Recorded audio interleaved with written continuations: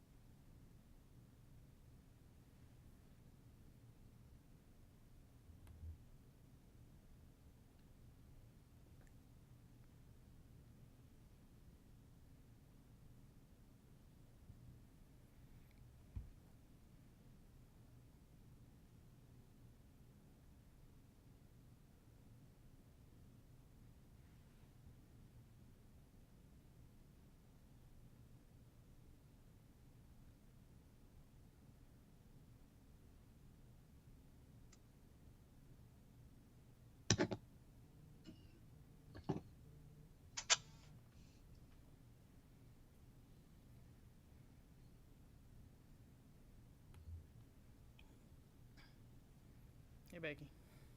Hey, I can't get on this meeting. I clicked this link. It won't let me click the link, so I just tried to copy it and paste it into Zoom 3 times, and it's not finding it. Huh. I don't know. Everybody else is on there. Well, I don't know. I mean, normally I just click the link, but Okay. it's not letting me click the link. Let me run in there and try to resend it to you again. Okay. Is that you, David? I'm Howard.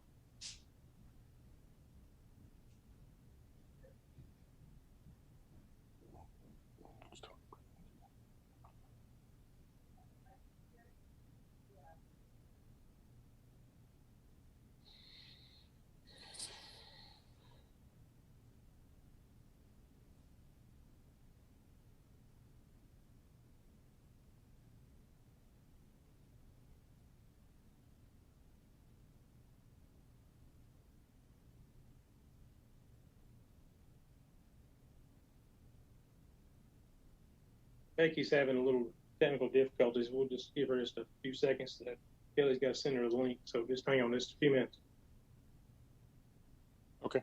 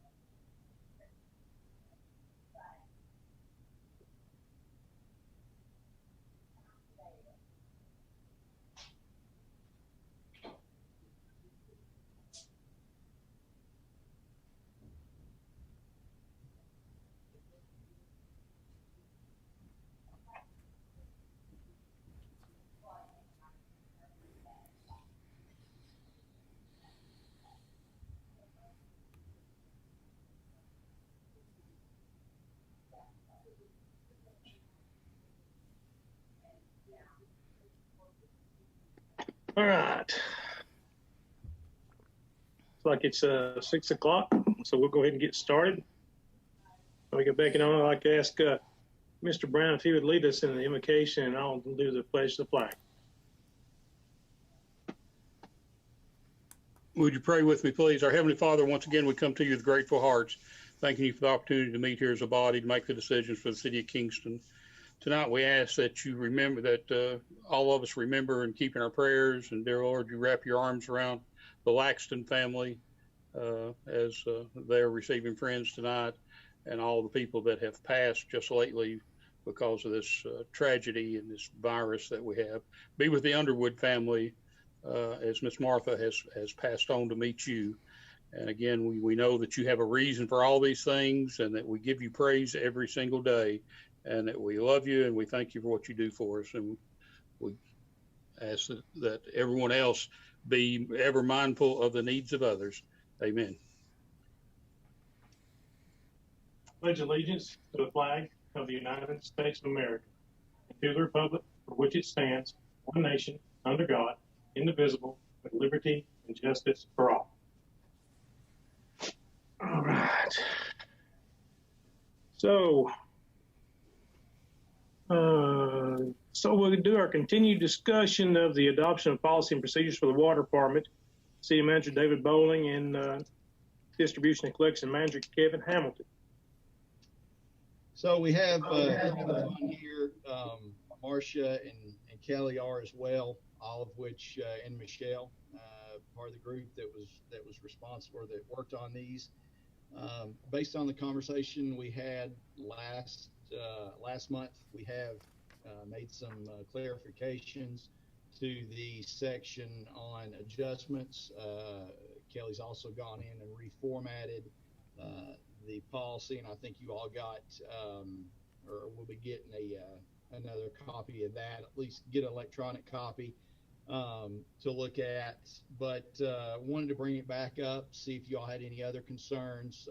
As you know, we've done the first reading on this, and we can tentatively that's scheduled for next week. But obviously, we want to put forward a document that you all are happy considering. So happy to take any questions. And if this is something that you don't want, you're not ready to have on the agenda for next week, then we can keep working on it. But really wanted to see what the will of council is at this point.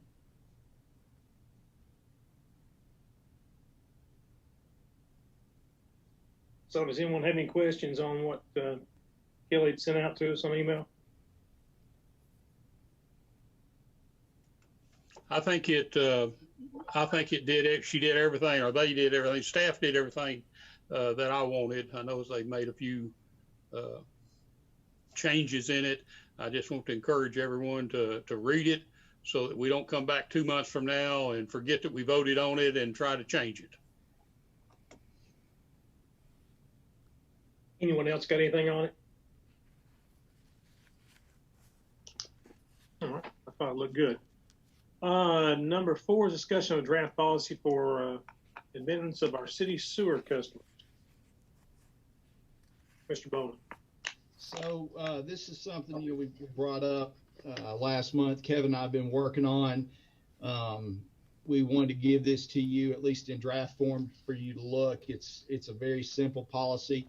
If you all are in favor of it, we can add that to the document for next week. But basically, we wanted to put something in place that would give us the ability through policy to offer sewer service in specific cases, in this case where it is available. As we talked about with the case on Highway 70, we have a gentleman who for some time has wanted sewer. There's a chance that some other folks out there might as well.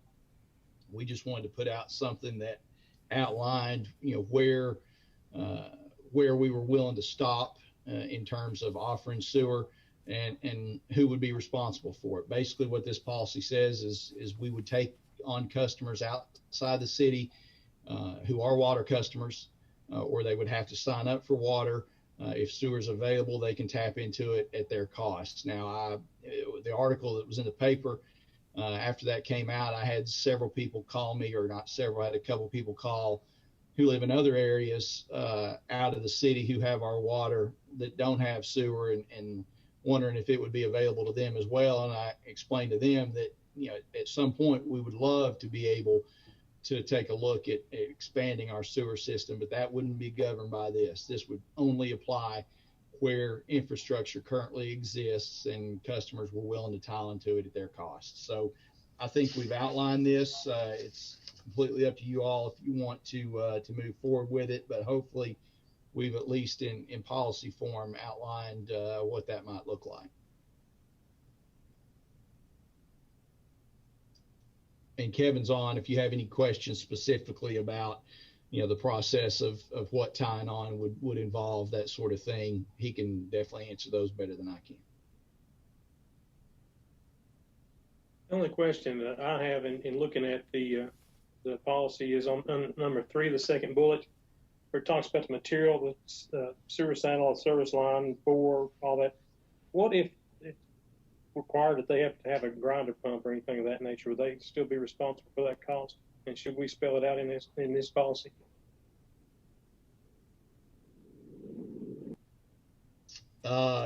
Yes, they would, and Kevin can speak about what they would have to do in terms of having the system. But yeah, they would need pumps. And Kevin, you want to kind of give them a little overview of what the customer would have to put in place to be able to tie on to our force main? That is correct. They would have to put a grinder pump in. They would be responsible for the purchase of that, and they would be responsible for the maintenance of that, getting it at no cost to them. And that's sort of outlined in our sewer ordinance that we had just passed, or our sewer special ordinance that we just passed a month or so ago. Yeah, but that's only if they have to have the pump, correct? On this out of county, everything's low pressure, so they would require a grinder pump in order to be able to get sewer. And we can certainly add that in the, you know, the list of materials. I think those things were just spelled out there, kind of examples. But yeah, we can easily add that in, or we can just take out that list and put all materials. But you know, basically, we want to set this up to where everything from our sewer line on to the house is the customer's responsibility. We're not taking on any cost to our utility to do this. So. I'll get that added to it. Should be fine for Tuesday night. Does anybody else got any issues or questions about this policy? Are we going to, Mr. Mayor, are we going to do it separate and apart from the ordinances and the policy that's going to be on the agenda? I think once we pass this policy, it'll go into that policy book. Am I correct? We could do it different ways. You know, we could certainly, if you all are in agreement with this, we could include it in the document that you're doing a second reading, or we could handle this separately and then add it in. It's whatever council wants to do. But you know, if you all are supportive of doing it that way, we can certainly include this in the draft that you be voting on in second reading. That's y'all's call to make. However you want to do it, we'll do it. And Mr. Mayor, the only reason I bring that up, that if this requires 2 readings, Sandy, nod yes or no, that this would save us another month if we included it and passed the whole booklet as amended, because we're going to have to do that anyway, because we've made some changes in it already, or we will, from the last reading. So if it takes 2 readings, there may, you know, I don't know how quick this gentleman's wanting to hook in, but I'm just thinking about saving a month. Mr. Brown, you remember that you can amend an ordinance between the first and second reading, and you don't have to, just because you've changed that, done that amendment, you don't have to go to another second reading. I understand that. That's the reason I'm suggesting that we put this ordinance that we're talking about now in as an amendment to what we've already had first reading on. Right, add this policy. Add this to it. What we just talked about. That's correct. Or do we need can we do that, Sandy, or do we need to vote on this policy separately?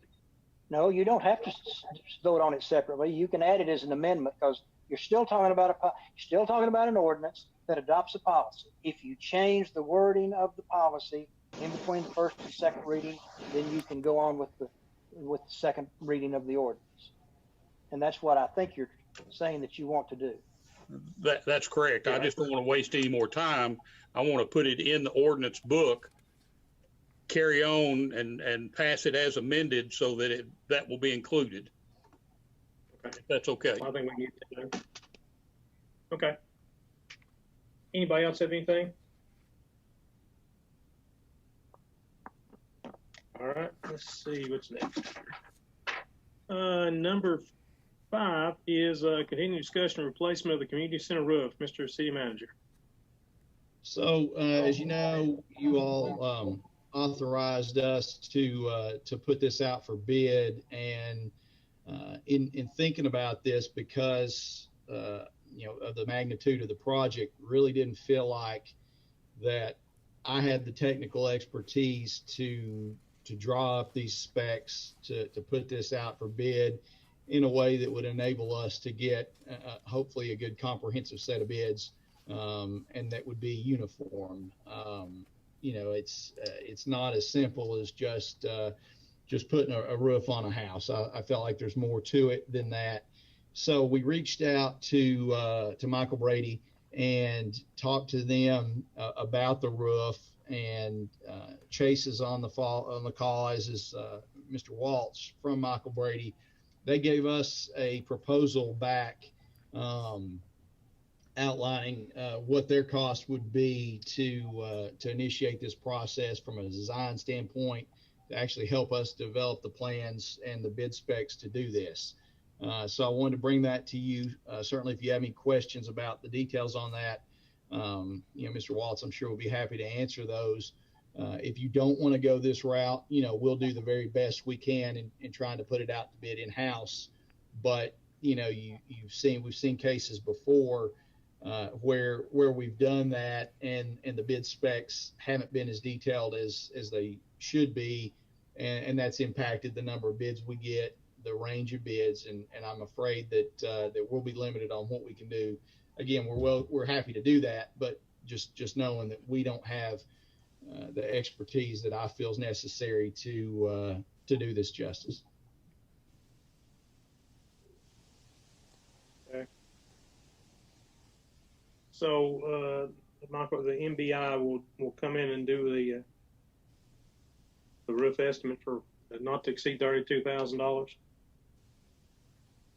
Yes, and with your permission, I'd give the floor to Mr. Waltz. He can explain, kind of walk you through the process and what their proposal entails. Mr. Waltz? Yes. You hear me? I'll put Yes. my camera on it.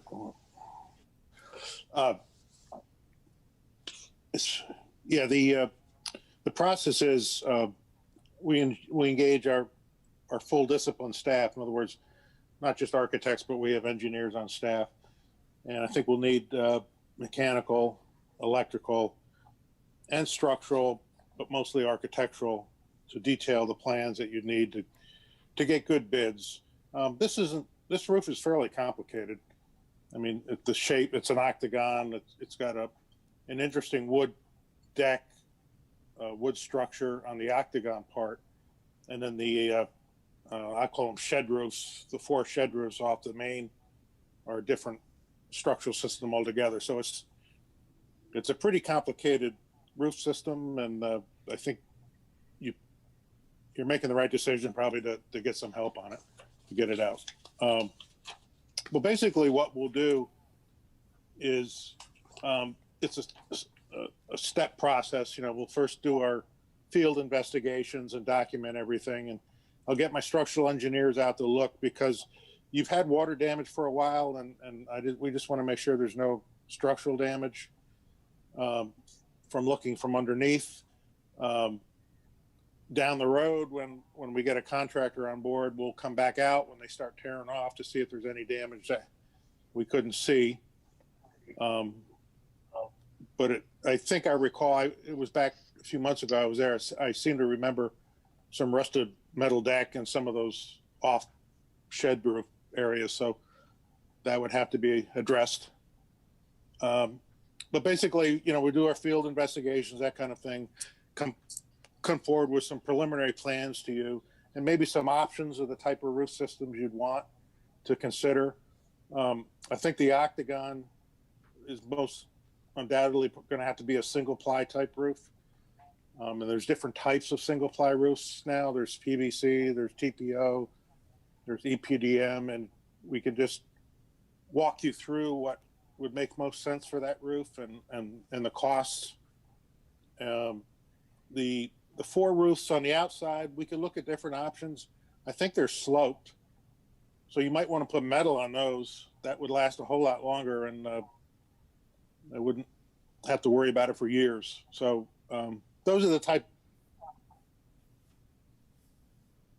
associated with each option, and then collectively we make a decision which way to go.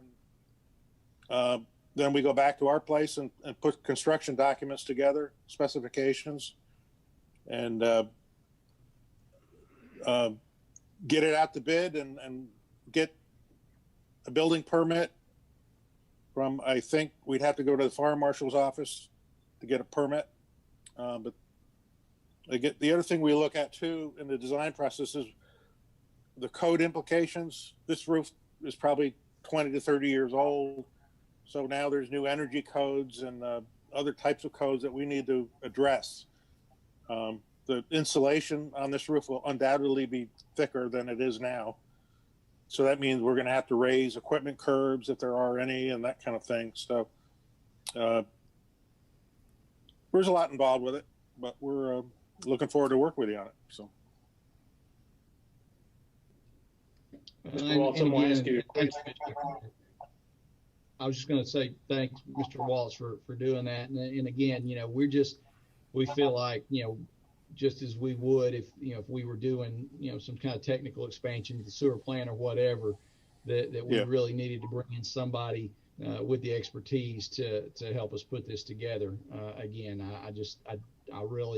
I know it's extra cost, but for a project of this magnitude, I just don't feel like we are equipped with the expertise to do this. So that's why I brought this to you. Mr. Waltz, and you looked at the community center roof, I'm sure. Yes. In your best guesstimate, this is going to be one of those pull out of the air questions. What type of cost would you think it would be to replace that roof? Just ballpark it. I was looking. I think I sent you an email, but I'm thinking it was a $200,000 range. I have to go back and look at my emails I sent you, but check. I think I gave you a rough estimate. Okay. It's normally at this point you just do a square foot estimate, and I can't recall, but it seemed to be in the $200,000 range. Okay, I just want to have kind of a guess on it, so thank you.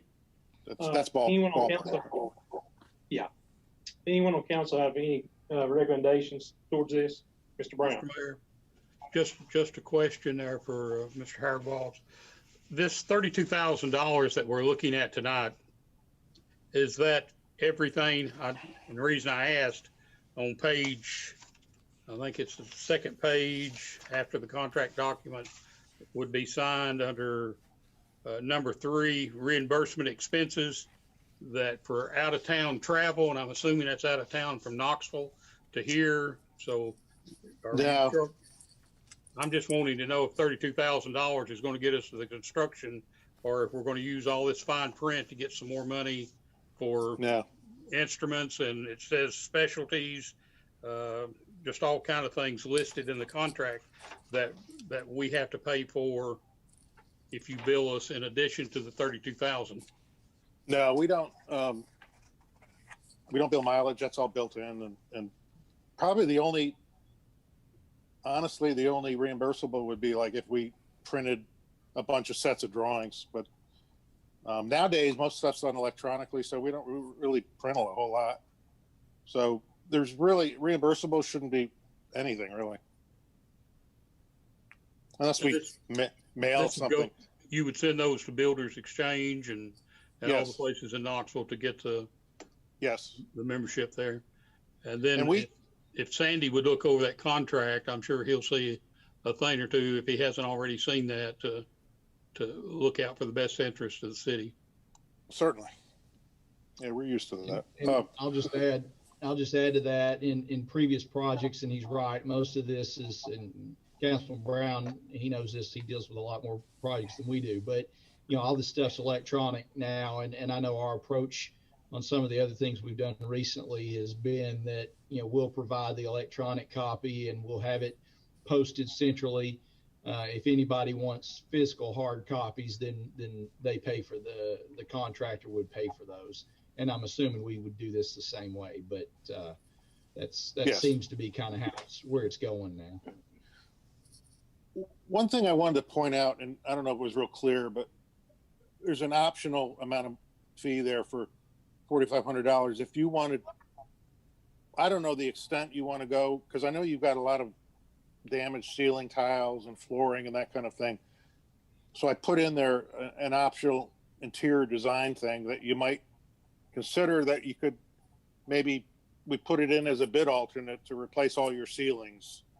And if it came in under budget and that was something you want to do, you could do that. So that's kind of why I did that. As an option. I don't think it's necessary, but I mean, the important thing is to get the roof on. But if you wanted to structure a bid where you got a little more done inside the building, we could do that if you want.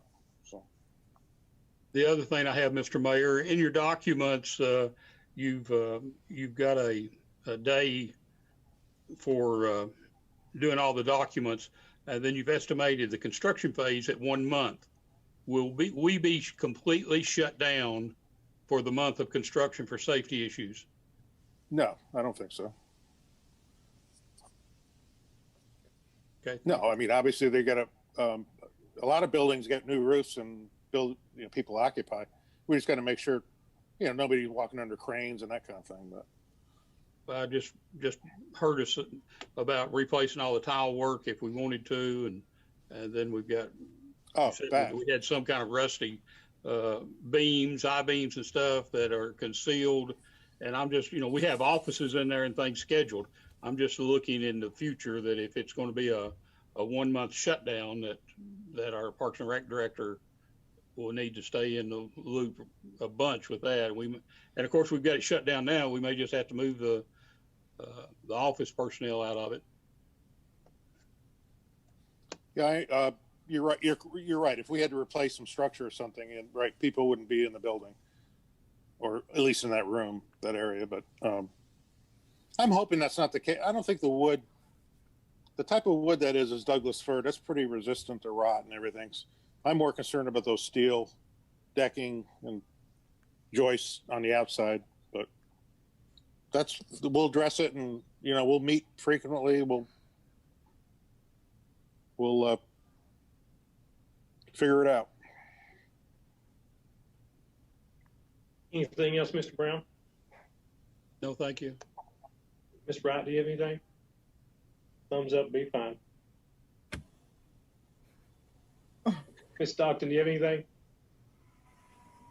Okay. Jeff, do you have anything? You need to find the $36,000, Mayor. Yeah, I'm getting to that next. Mr. Childs, do you have anything? Ms. Humphries? I just wanted to ask a question. The community center was built, if I'm not mistaken, in the early 70s.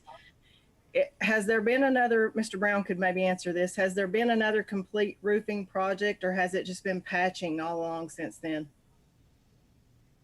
I think that it's been patched 2 or 3 times, and it had a roof one time. Do you know if when we had the roof, we had to do this additional step prior to, or is it because of the excessive damage now? We did it all in-house, if I remember correctly. And the last time that it was patched, we even hired painters to come in and change the color of the soffit and stuff on the outside. I'd say it's had 2 roofs. Yeah, I think that's right. Anything else, Ms. Humphries? No, I was just wondering if in the past we had done this additional step, or we had just took bids ourselves and done it that way. I think it was done in-house, as Mr. Bowling said.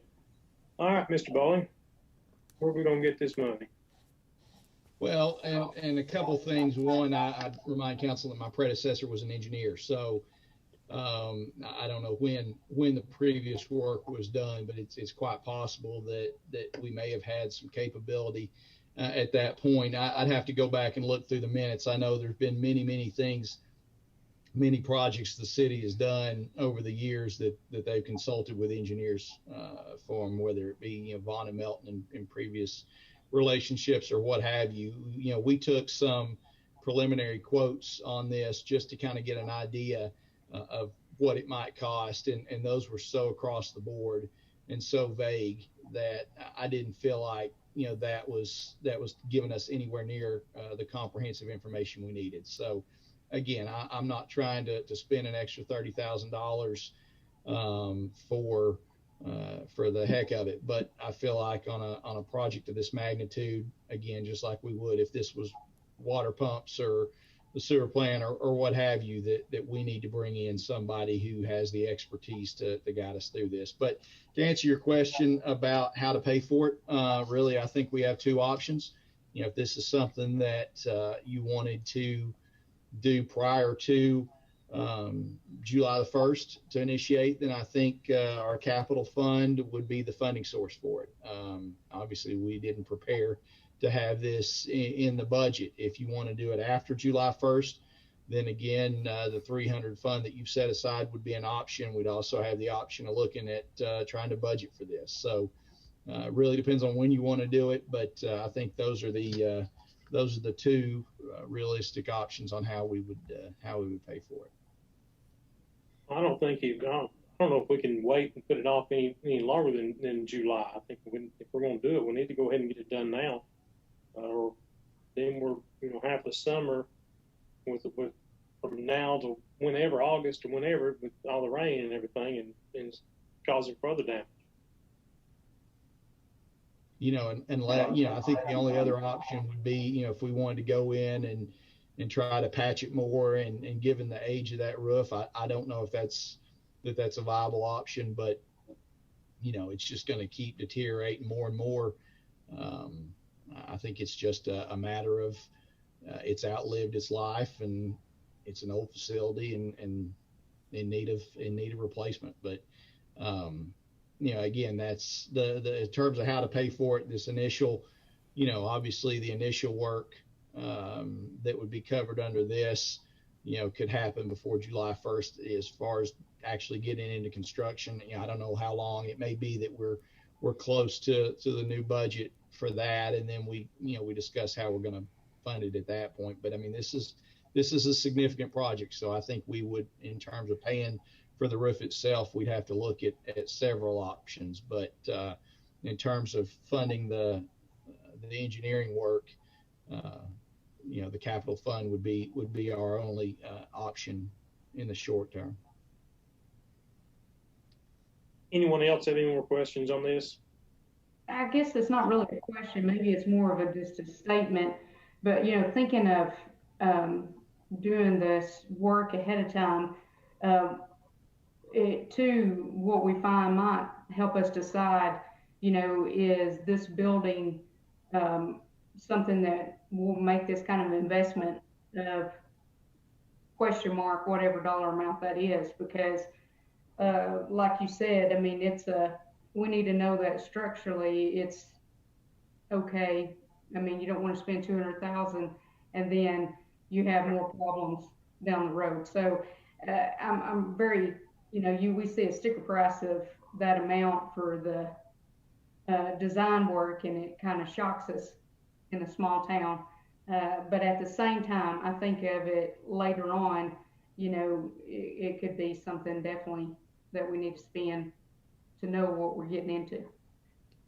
I think you make a good point. We need to know how bad the structure is underneath it, and if it is repairable, and how much it's going to cost to repair all of it. Exactly. Mr. Mayor, just since we're just throwing things out there, that if you take the $250,000 you want to pay for it in a year, that's 13, that's over 13 cents on the tax rate. If, I think I 13.88 cents on the tax rate without any interest. And of course, there's no way we can pay for it in a year. So David's point is well taken that we can find the money, I think, easy to fund the initial cost for the engineering firm. I think we need to start tomorrow looking at what you're willing to do and how long you're willing to do it for. And it might not even hurt to look to, I'm assuming that we would borrow the money maybe to do that because the fund balance won't take that kind of hit.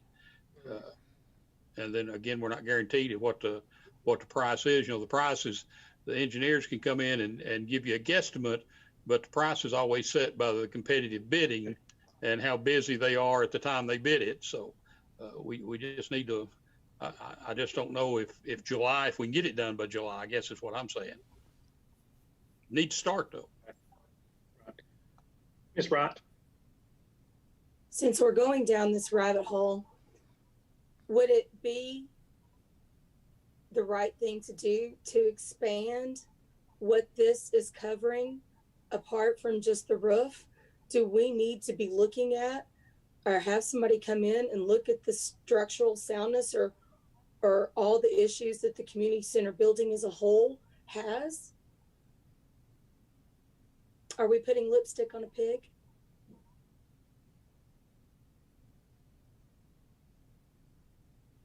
I don't know.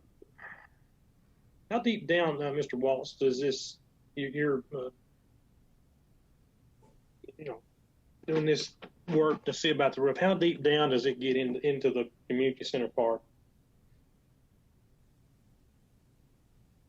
Well, we would look, obviously, at the roof structure, but our structural engineers, they're going to be on site looking at the building. If we see something else, we'd certainly address it. But I didn't see anything else except what I saw underneath the roof, but except for the finishes. That's why I suggested maybe as an alternate along with this, get some new ceilings and new flooring and that kind of thing done in the building to spruce it up. I think it's something you might have some. And the other thing I noted, you've got fiberglass insulation up, I believe, up above the ceilings. It's gotten wet, so who knows what you're gonna find there. I'd love to see you just take all those ceilings out.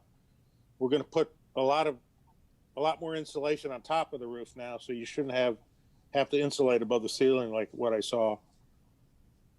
I think something like the ceiling tiles and stuff, we could probably do it in-house. Yeah, okay. And if I could add to that, if this is going to be a design, is that something that, when you just mentioned about not having ceiling tiles, is that something that the design could also include what that would look like without the ceiling tiles? Or is that additional $4,500 as far as the design? Yes, I'd bring Tracy, she's our interior designer. She could come in and give you some ideas. That's what that covers. But if you're not interested, it's just an option.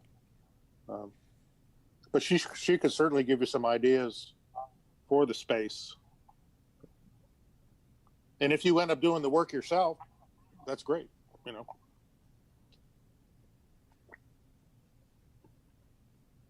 Mr. Griffiths. How many years of life should this add to the community center if this is done properly? Question. How long is the roof good for? Yes, what we'll be doing to it money wise. I hate to see it do like we do the schools, just keep on patching, and when something might eventually needs to be done, I don't. So how many years average life should this add to the community center? A typical single ply roof has a 20-year warranty on it, but they'll last 25 years. But if we're able to put metal on those outside roofs, that's like a 50-year roof.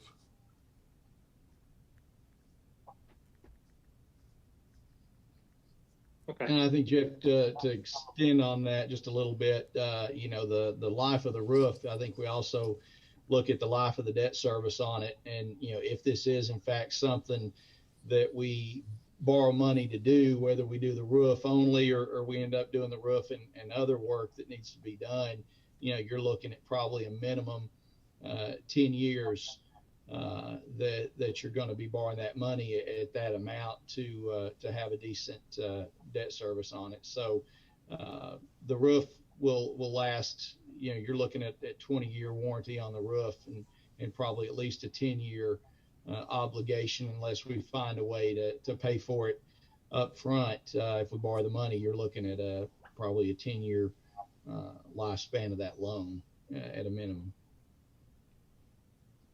All right. Is there any other questions on the community center roof?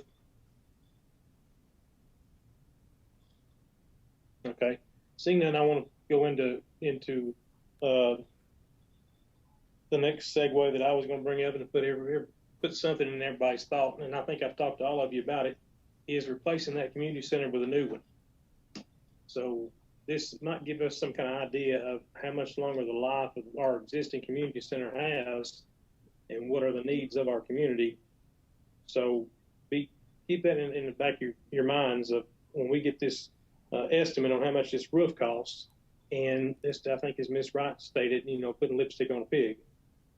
Let's just keep that in the back of your mind. All right, number 6, discussion of implementing purchase cards for the departmental use. Financial Director Michelle Kelly. Mayor, if I could, before Michelle jumps in on this, as far as the engaging the engineers and committing to this $32,000, is this something you want on the agenda for next week? You want to table this for a month? Because I don't think, if there's even a chance that you may want to look at exploring options as far as replacement of the building. Do we want to pay $30,000 to have a roof designed for this building that won't apply to a new one? So, if you want to wait a little bit to talk about that, we can certainly put this off. But well, I hate to spend $30,000 unnecessarily. I don't know what would be the cost of for an architecture to design a new community center.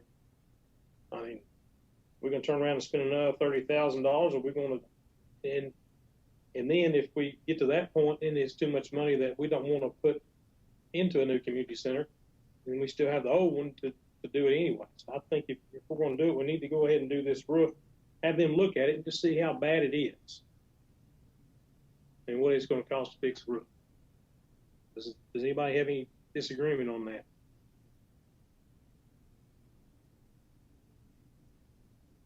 And David, our fee is in phases. If you decide we're into this and we get an estimate and you say it's too much money, we're going to go a different direction, you're not committed to pay us the whole $32,000. We'll just bill you what we have up until through the design phase, and then the rest of those phases don't apply.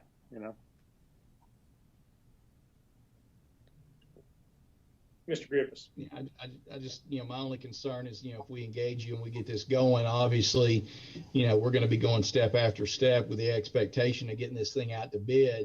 And, all those steps are going to cost money. So, my only thought was, do we start spending money before we know for sure which direction we're wanting to go? Again, I know this roof's leaking. I know we got some bad PR during the election, but, this isn't a new problem.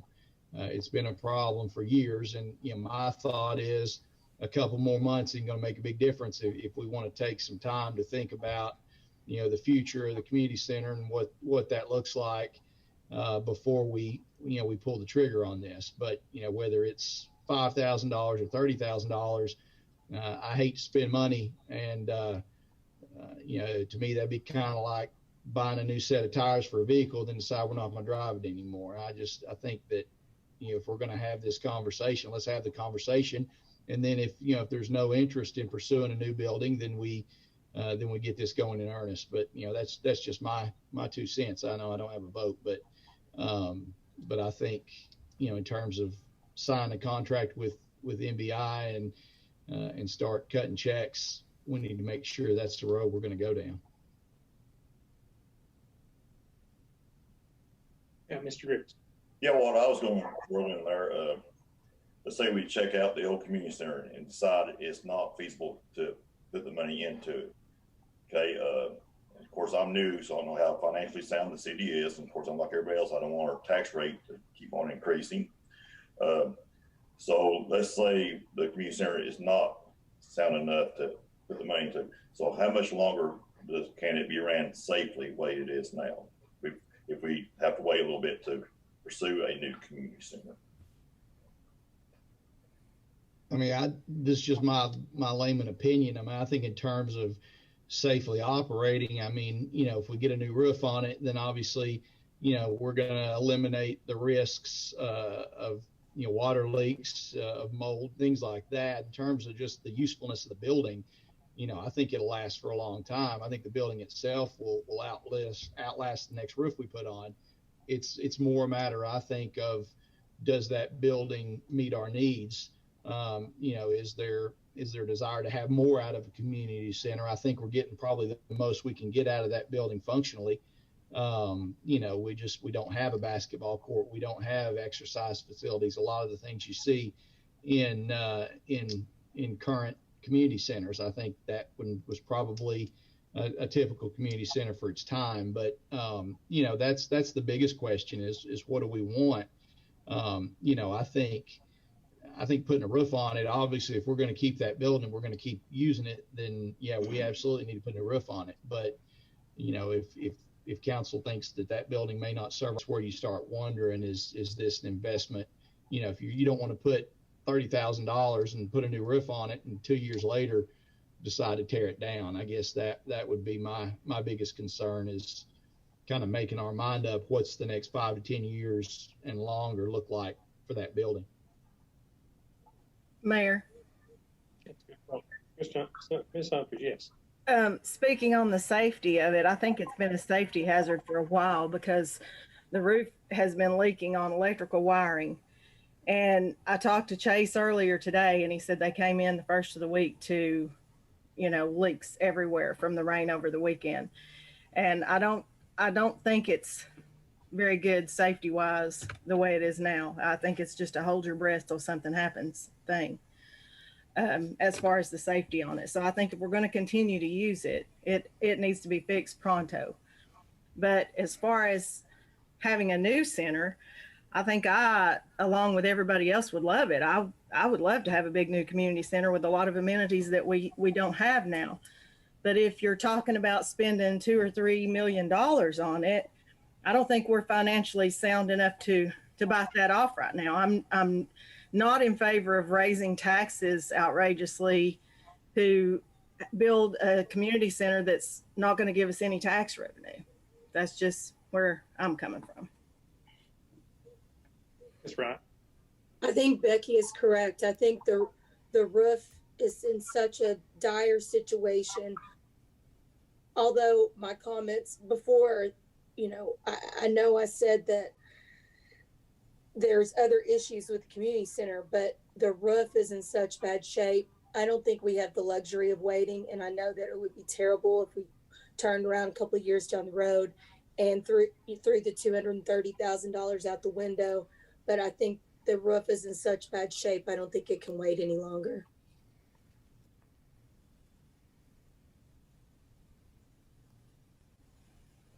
Okay. So,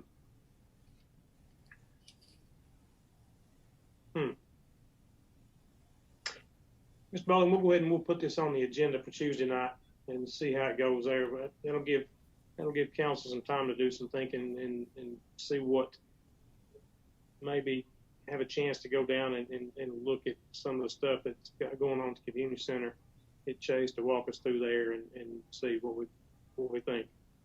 Yeah, and just an aside, and we'll definitely go ahead and put it on the agenda, but, you know, this may be a good way to, you know, to segue a more long-term discussion about a new facility. And, you know, it could be, you know, as we start looking, you know, over the next 5 to 10 years at expiring debt, and revenue projections and things like that, we may be able to consider something like this, as without so much of an impact, as other things change.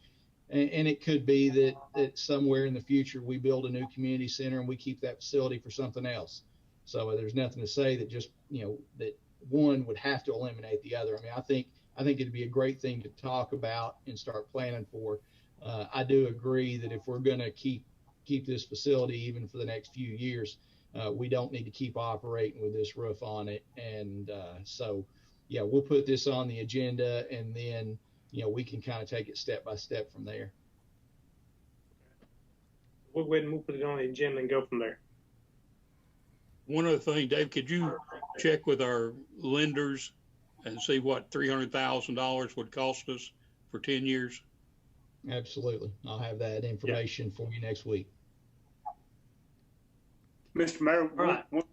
one thing I was thinking about while everybody's been talking there, if we go ahead and do the work on it, and even if we don't use the building and we put a community center at a different location, that will bring the value of that building up, way up, if we even wanted to sell it.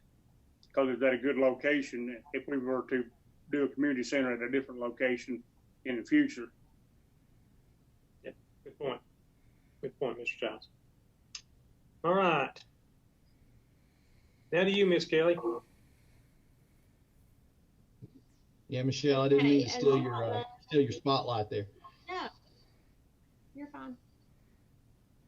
You ready? Yeah, so I'll segue this. Go ahead. As you all know, in 2019, we sent out RFPs for a new banking institute.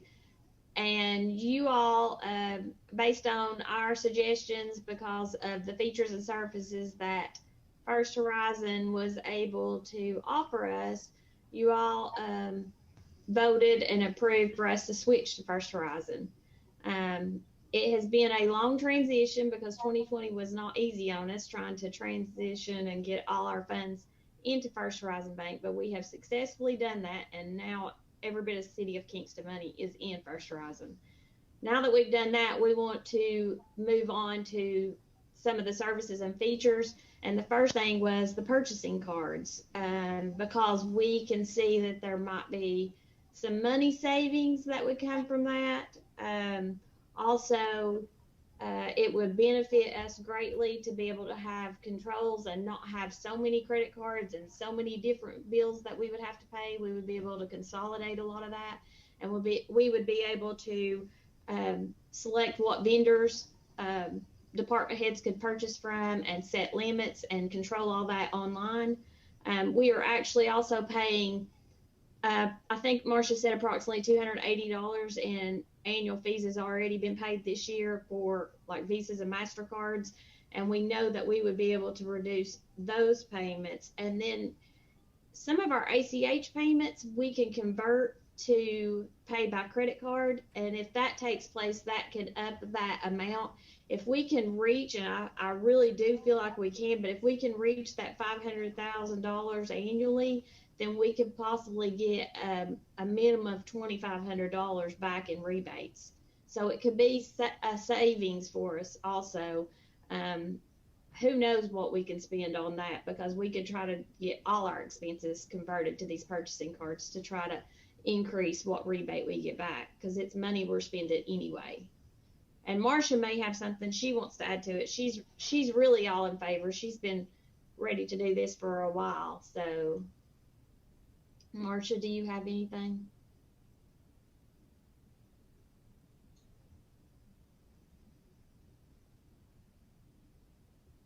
I guess not. No.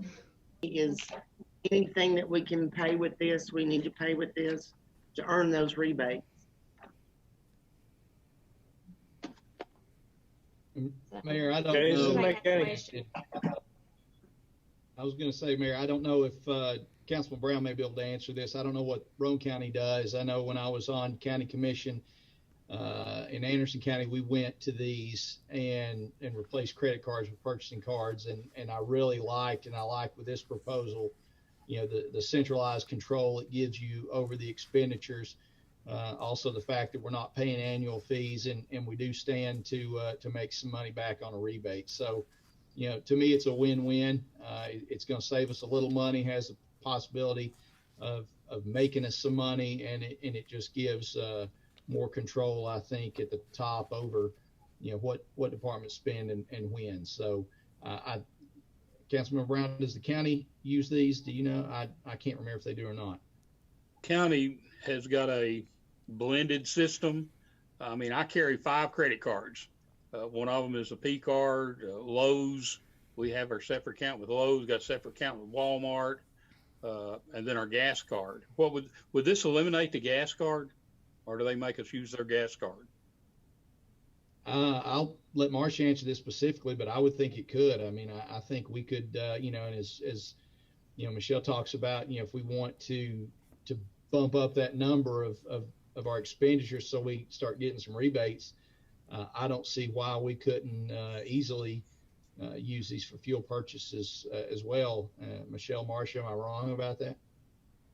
I mean, we could totally eliminate what we're paying Exxon Mobil now, and just do away with those and just use it, I think the billing will, we'll just kind of have to look into it as staff and try to figure out how we're going to divide that out.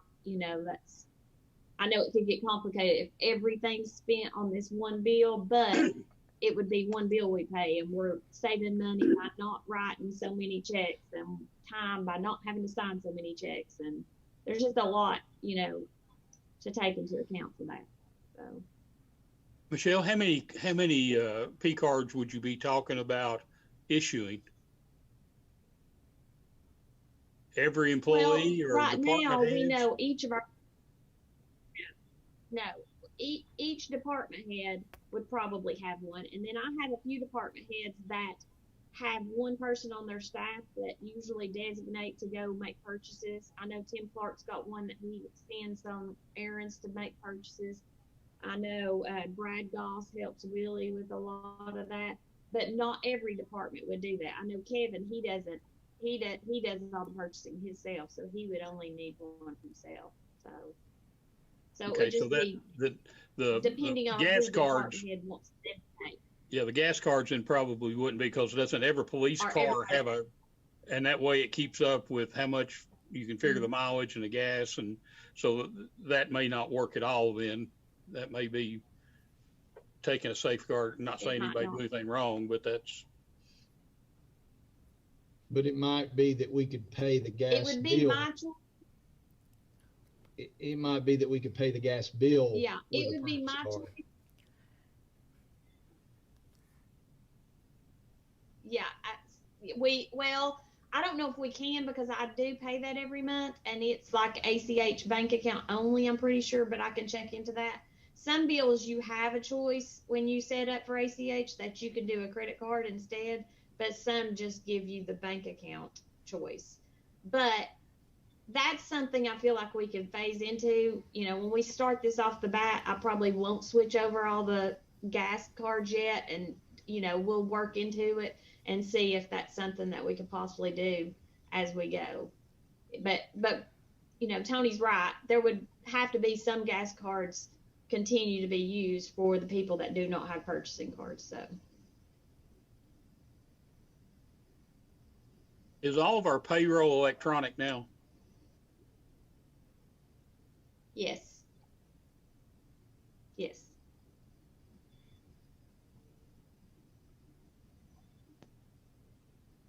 Any other questions about the P cards?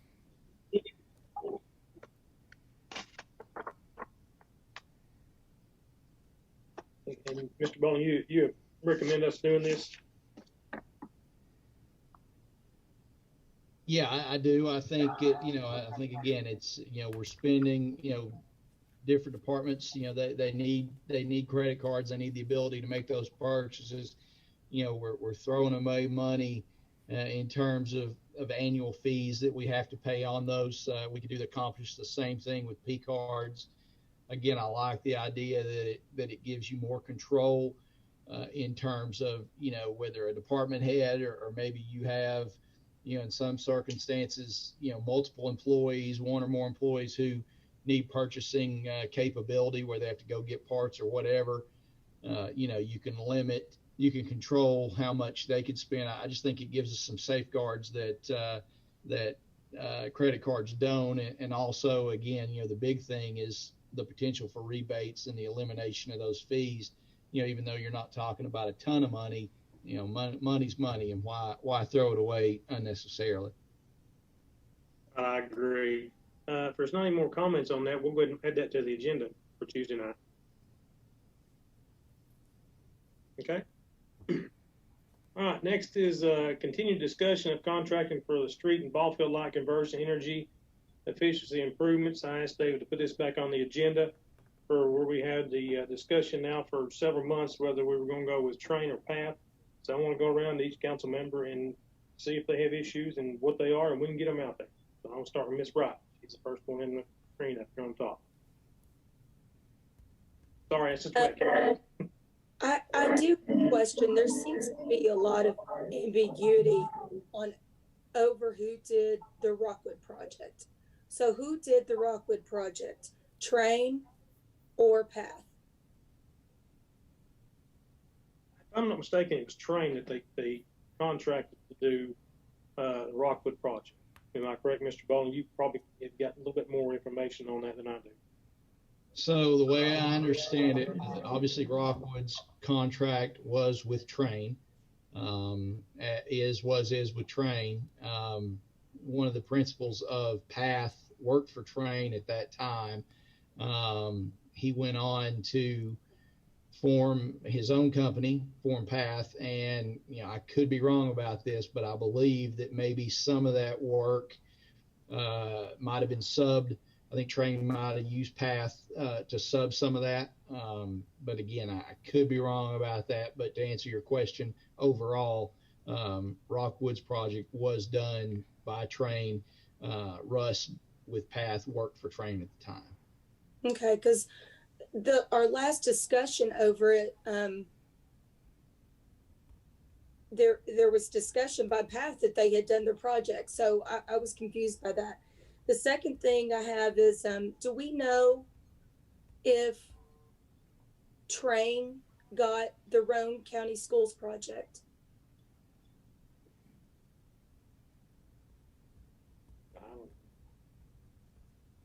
I don't know the answer to that. Okay. Don't know if I can, just what little bit I know about that. They met, Lee and the superintendent was supposed to meet. Superintendent was ill, like all the other people, and they had some, I don't think they have finalized anything, but they have done a study like they were talking about doing for us. And I think they're, from talking to Lee Maines last week, the next step for them was a payment to Train to proceed on. Okay. I don't have anything more for right now. Mr. Griffiths.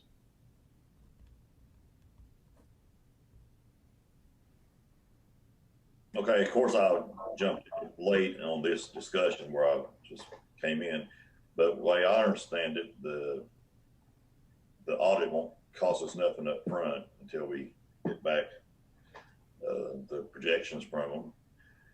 And I was thinking of Train because an established company, but strictly just get the next step through. I'm really good for whomever the majority decides on. I just like to see take it to the next steps, and it's not going to cost us no money unless I'm wrong on costing us anything. Ms. Stockton. I think the big thing that I was just trying to make sure that I was clear on is, from what I've read with Train, if they cannot find us savings, we absolutely are not obligated, even if we're signing on with them. Is that the same with both? Is that a mirror effect? Well, that would definitely be the intent. I think, and to go back to Mr. Griffith's comment, we would not be assuming any obligation, if we had them come in and do an audit. It would only be if as a result of that audit, and I think this is where Sandy and I would work with whoever company you want to go with to make sure that language is in the agreement that, hey, we're just authorizing you to come in and audit our usage to try to come up with an accurate estimate. And we're not committing to anything beyond that. Once we got through that, to go to Councilmember Stockton, once we got through that, and let's just say, for example, you went with company A to do this audit and they came in and said, okay, here's what your savings are. We would want to structure that agreement to where that's in black and white, that you're guaranteeing these savings. And if these savings don't materialize, you'll cut us a difference, a check for the difference. Because obviously, if you're looking at $1.5 million project, the debt service is going to be the same. The loan payment's going to be the same every month, regardless of what our street light bill is. So, that would be the big thing. And again, that would fall on Sandy and I to make sure that we give you an agreement to enter into that meets those specifications. But yeah, we would want to make sure, if they give us their word, which I think both companies have, that, if they say that we're going to save X and we don't, they're going to cut us a check, because we're going to depend on those savings to pay for this project. My goal, my intent would be, and I think many would agree, that we structure this to where we do it where we're not out a penny. Now, it would depend on this audit to see if the savings would in fact cover that. But, we know we can calculate what the cost of a loan payment would be. And that will go a long way in determining how much we encompass into this. But I think seeing those savings, and, if you have your savings in one hand, your debt service in the other, making sure your savings is greater. If it's not, then that would be a case where council would have to pay for the difference. But I don't think, at least from what I can tell, that anybody's in favor of that. But yeah, we would, long rambling answer short, we would make sure that we were clear with them that we expect them to honor those savings one way or the other. I guess I just have one other question. I remember we had one that had spoke on having a person that's trained on helping finding grants to help pay for this initial. Is that something that both parties are telling us that they have the trained, certified people to search and look for the grants that could help offset the cost? From what I've understood, Train was the only one who said they had a dedicated person on staff who does this. And there is a possibility, there's no guarantee. There is a possibility that some grant funding could be made available to offset some of that upfront cost. But, it's at the end of the day, we're going to have to borrow a lot of money, whether, we get some grants or not. But I think Train did specify that they have somebody in-house who can at least help us. Thank you. Ms. Humphries, do you have anything? Well, I had a lot of concerns, but actually the email that we got from Miss McBee at Train alleviated a lot of those, at least on the Train side of things. But am I understanding you correctly, David? I know that Train said if we didn't get the savings, they promised they would cut us a check. Did Path offer that same thing, or was that just a Train thing?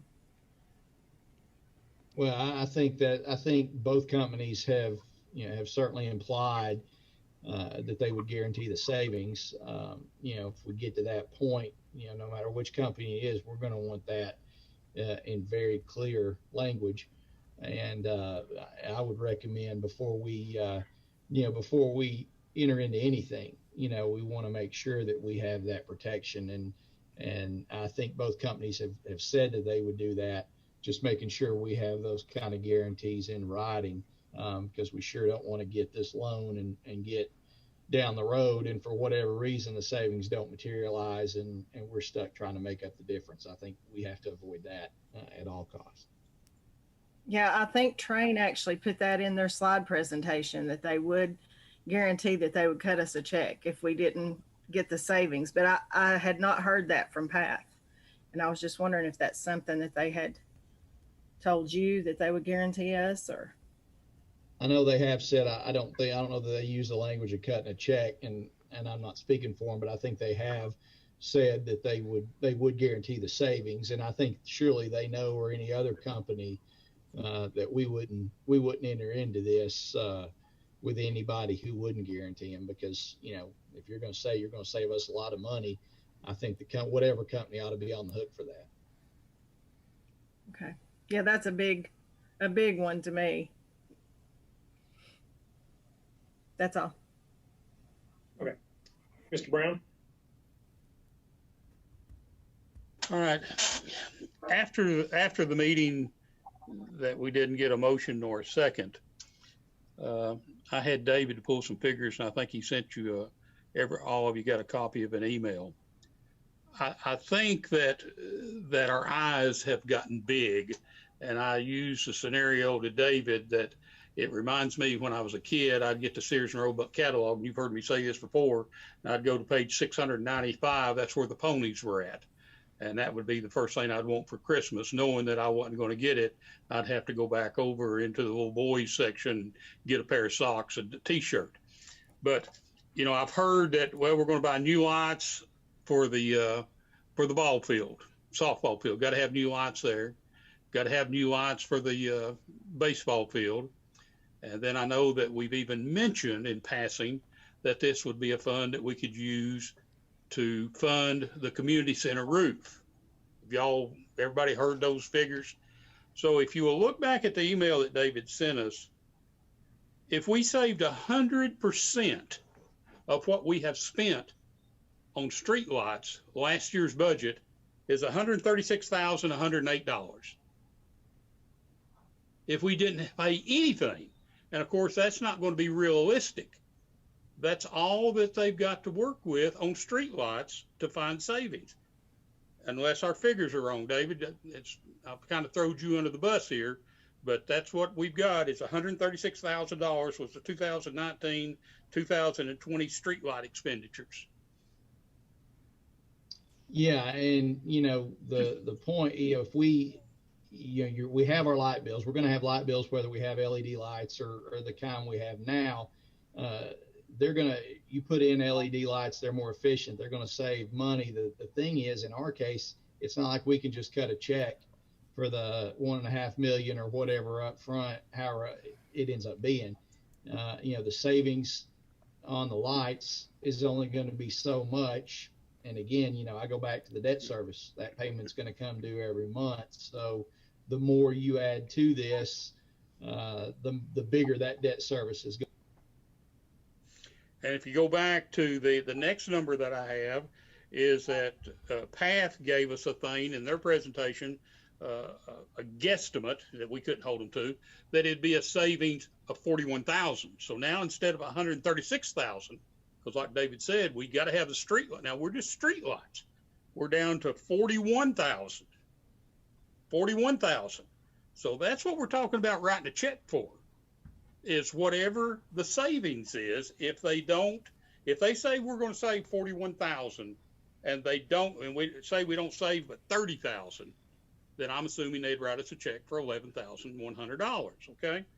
Now then, if you go down and look, I asked him to look on how much it would cost to borrow the money for 10 years. That adds for 10 years at 1.5 million, that adds $177,000 to the debt service, which is way, way far from that. I did a little bit more research on it also and had the opportunity to pull part of the contracts that Rockwood had, and I sent them on to Mr. Bowen for him to read. It was interesting that we don't need to look at Rockwood and compare ourselves to them. They borrowed $6 million and something dollars. With that $6 million and something dollars, it's my understanding that they had a community center that needed a new floor. They paid for that. They needed, like our roof at the city hall at Rockwood, they took it off because they had the same problem that we're having with our community center. They put up new ceiling tiles. They actually moved the roof because there wasn't enough room to put all the insulation in, from what I understand. They bought 2 vehicles, 2 dump trucks, a skid steer, and a sidearm mower, long arm, at all that. They did some work down at Burrow Miller Ballpark and did some odds and end things down there. So they've done a lot with $6 million. That wasn't savings. So then I asked Miss Rupi when I talked to her, I said, and I asked David, and does that mean now that we own the fixtures, we own the poles, and I think both companies said that was a 10-year guarantee. Is that correct, David? To the best of your knowledge, I don't want to outspoke myself here, but I think it was a 10-year warranty that they guaranteed these lights for. Yes. But yet we're borrowing money for 20 years. Well, conceivably, and I think that's an important point to make. We don't want to, with street lights, if the warranty of these things is 10 years, then that warranty is in place for a reason. And you certainly don't want to have a 20-year loan on something you're going to have to replace halfway through. And even worse case, when you look at dump trucks or pickup trucks and you're putting, something like that on a loan for 20 years, Rockwood did add a lot, and I'm not scrutinizing their borrowing practices, but I would point out that $6 million loan is not being paid for exclusively with streetlight savings. Tony, Councilman Brown, I think correct me if I'm wrong, but I think they rolled some other debt into it, consolidated some debt and other things. So, and even partial purchase of a fire truck. Yeah. And so I've had a couple of people ask me why they were able to do that and we can't. And that's the point, they didn't. So, yeah. So that got me to another point, that both of these companies have told us that we're right now, Rockwood Electric Utility owns the lights. They own every street light in the Kingston city limits with the exception of the lights at the Galahar Road exit. I think we own those. I see a nod yes from David. So then that means that we will have to purchase these new lights. That means that REU will not service these lights without a service contract to do those with, which is not I don't think is in this savings. I think we got to figure that again.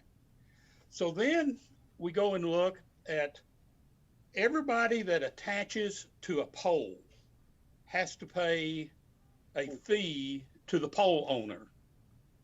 That pole could belong to AT&T, or it could belong to REU. It could possibly, whoever else would own a pole, HUB. We may have some down in Midtown that belong to HUB. So I asked Becky, I said, well, how did we get around that? We have to, I found out Rockwood bought every pole and paid REU for the poles. Are we wanting to get into the pole business? Now, if we can keep it where REU's got the lights hanging on their poles and save money, I'll vote for it. I've got my mind made up which company I'm going with. That's not the problem. I just don't want us to be blindsided after they do this study and they ask for X number of dollars to proceed to step 2. Okay? Because I asked Becky, Becky, if you own the poles, what happens if they get torn up?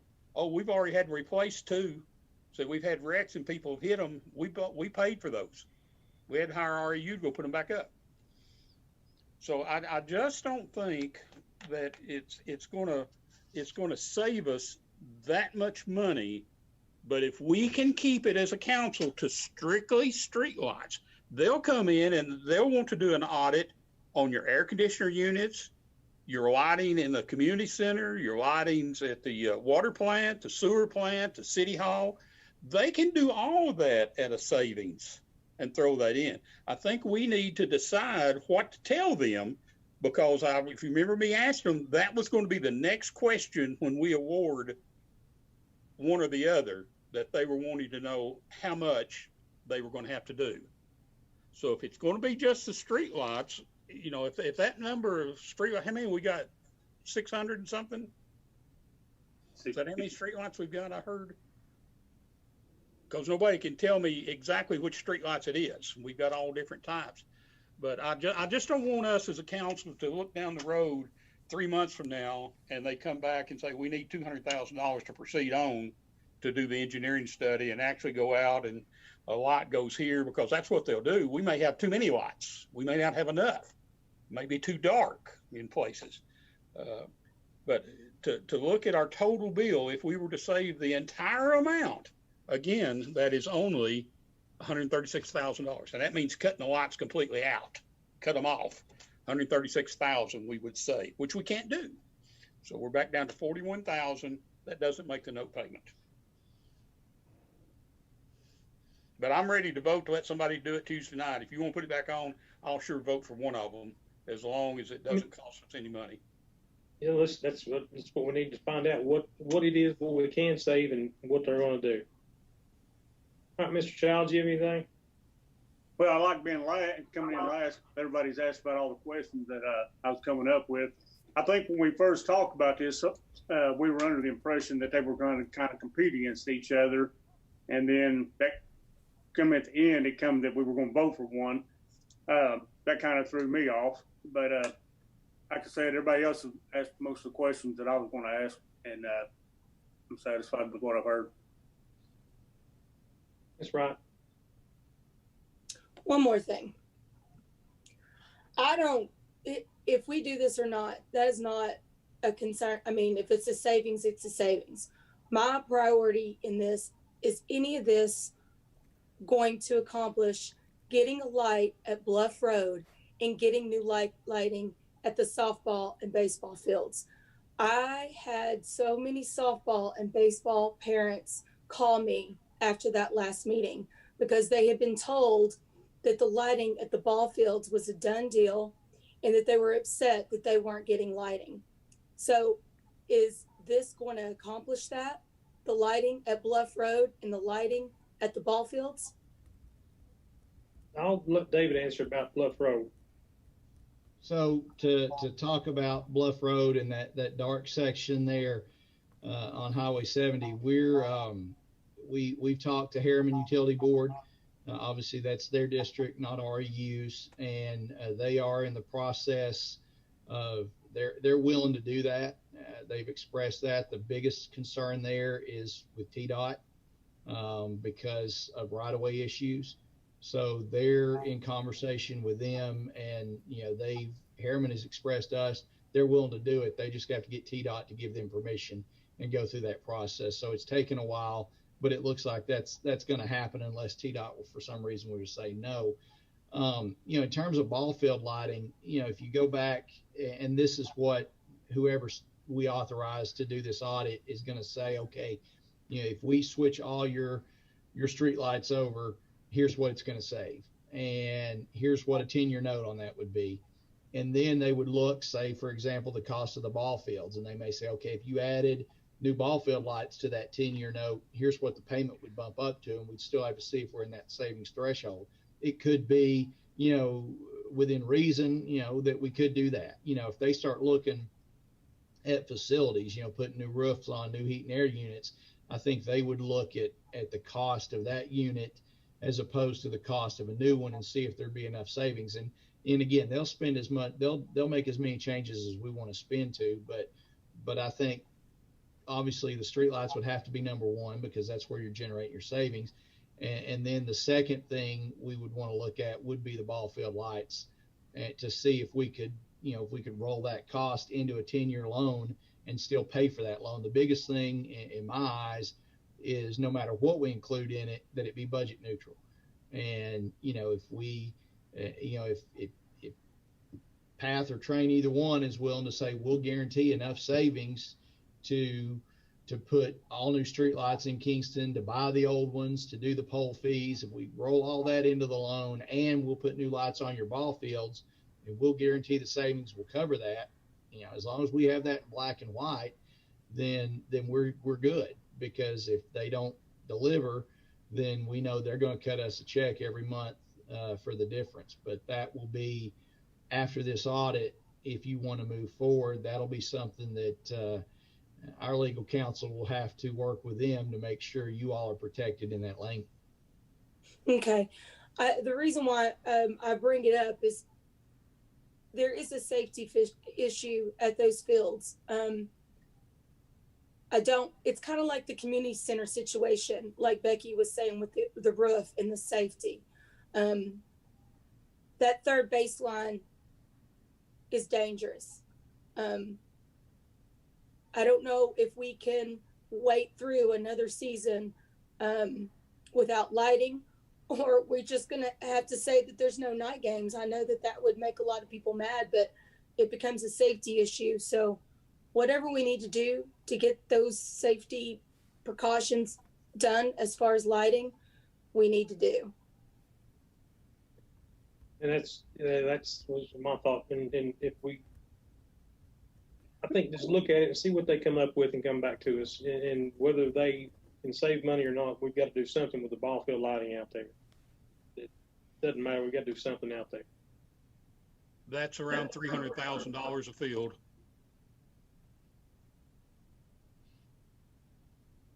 Thank you. Just one thing to bring up on the ball field. We did have 5 lights that had been out for like 4 years, and we did get those replaced this year. We've not had no ball games since those have been replaced either. But as far as the third base, the ones that come from first base sides shined over to that. I just want to throw that in. We did get those 5 bulbs replaced on that one pole, but we have a pole that is missing. That was, I think, struck by lightning or something, and they took it down. So there's one whole rack of lights that are missing. I think where she's talking about the biggest problem is first base on the softball field. There's not any light. There's not but one bulb. Alcoa, I just happened to be officiating that game, and Alcoa, when the lights came on and there was none down the first baseline, they were getting ready to pack their bags and go home, and the ball game ended about 2 outs later. Mayor, if I could go back just a second in talking about the email that I sent out that Councilmember Brown referenced. Obviously we don't have hard numbers from either company on what streetlights would cost, but PATH did give us an initial figure of $776,000 is what they thought the new lights, buying the old ones and all that would come to. And if we keep the loan at 10 years, then $776,000 is going to leave us with about an extra $17,000 to play with. Now, we'd have to look and see what new ball field lights, financed over 10 years would be. If you go up to $1 million, which puts you at roughly $300,000, $250,000 over what streetlights should pay for, a 10-year loan on that's going to go over budget. A 20-year loan we could do, but again, do you want to borrow 20 years to pay for something with a lifespan of 10 years? That's the biggest point I was trying to make in that. But it would just be a matter of them saying, here's what we'll guarantee, and then us figuring out how far we can stretch that, whether that be just street lights or if we can add anything else. I think there would be no guarantee. The savings are what they are, but that was the point of that spreadsheet, just to show, and I think I broke it down in 1.5 million, 1 million, and then the 776,000, just to show you some different scenarios. But to me, the biggest thing is sticking to that. I think again, it's y'all's decision, but I think sticking to that 10-year note is the smartest thing to do. Well, but our first step has got to be to get whoever it is to come in here and do the audit, and then figure out if we can afford it and how we're going to do it. That's the first thing. All right. So if there's no other questions on that, we'll add that to the agenda again for Tuesday night. All right. Number 8 is discussion of planning a spring facilities tour for City Council. Mr. Bowling. So I threw that out just, if you remember, we did a couple years ago, we did a facilities tour for council, took you all around to all of our facilities. I think most of you went on that.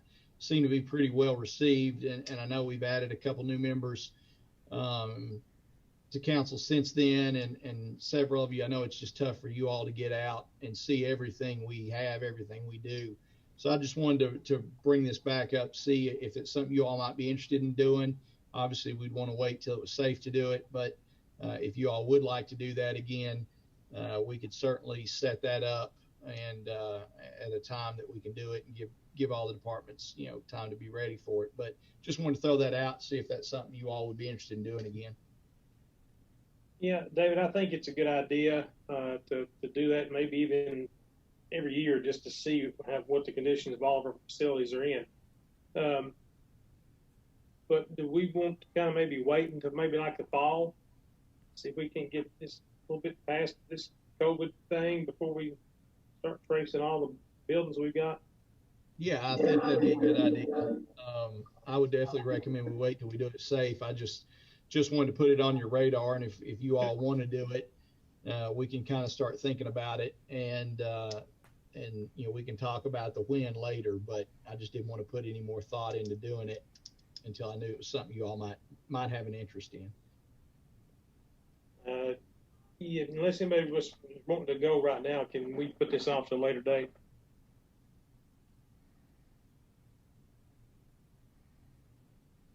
All right, so let's hold off on that, Dave, and see how we do. A few more months down the road, and see how much further we get along past this COVID stuff. Yeah, that was our intent. I mean, I'll bring it back up when it's safe to do so. My department heads wouldn't be too happy with me if we all showed up tomorrow. I think they'd want a little time to clean house, but we'll talk about it more in a couple months, since it seems like something y'all might be interested in doing. So that's the end of the agenda. So I'll go around and see if anybody's got anything. I'll start with Mr. Brown. Thank you. Virtual meeting Tuesday night again? Yeah, I assume, yes. David, have we got any kind of idea when the governor, how long he's going to keep this virtual meeting going, or what? I believe, Sandy, correct me if I'm wrong, I think as of now, I believe we're authorized to do it through March. Is that correct? I think that's correct. We'll probably do it through March. Tonight's the first night he's opened up basketball games. I'm sure there's probably 2 or 3 people down there watching a basketball game right now. Anything else, Mr. Brown? No, I don't think I've got anything. I've talked enough tonight. Yeah, well, I was getting ready to ask you if you was ready to borrow $6 million, but I'll put it off to a later date. Okay. Mr. Childs. No, sir, I don't have any. Ms. Humphries, do you have anything? No, sir. Ms. Stockton? Just one thing, our beautification, we met last night, and we have our Bethel Cemetery Help Day scheduled on Friday, March 12th, which we're doing some well-needed improvements to Bethel Cemetery. And then if that day does not work, we're doing the following Friday, the 19th, and that would be at 10 a.m. and meeting at the cemetery. Okay. Anything else? No. That's it. Okay. Mr. Griffiths, do you have anything? No, I'm fine. The library bought some new computers and equipment. I have a report from the library board meeting. Good. Thank you. Ms. Wright? Nothing, sir. Mr. Bowling? Just one thing, Mayor, I'll throw out, and I think your meetings will be a lot quicker if you take my microphone away. But I promise I'll be quick. Just want to let you know that it wasn't in your packets for the work session, but you will have a beer board agenda item next week. We'll be sending that out in the council packets.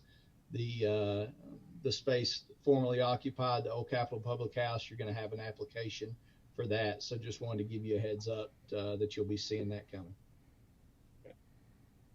All right. The only thing that I've got is I want to ask Mr. Bowling if he can get with Chase and I guess Tim Clark and see about getting sewer out to where we might be able to put a bathroom at the amphitheater. Eventually, one of these days, we'll be over this COVID stuff and we can get to start doing things back out there. So I'd like to ask them if they look into it, David, and see what you can come up with on getting sewer and where might be a best place for a bathroom out there?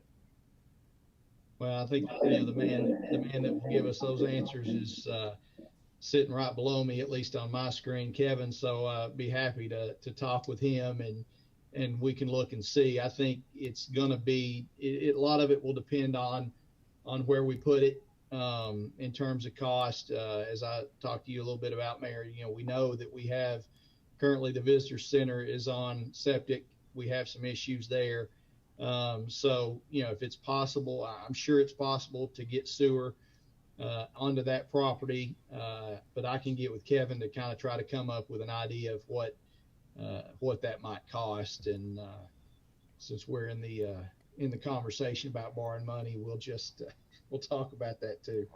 Well, I was just on page 695 of that Sears Christmas catalog, and I figured I might as well throw that out there too. Yeah, I'll get with Kevin. We'll try to estimate that, and we'll come back next month's workshop and have some more information. Okay. Anybody got anything else? All right. Good meeting tonight. We'll see you guys Tuesday.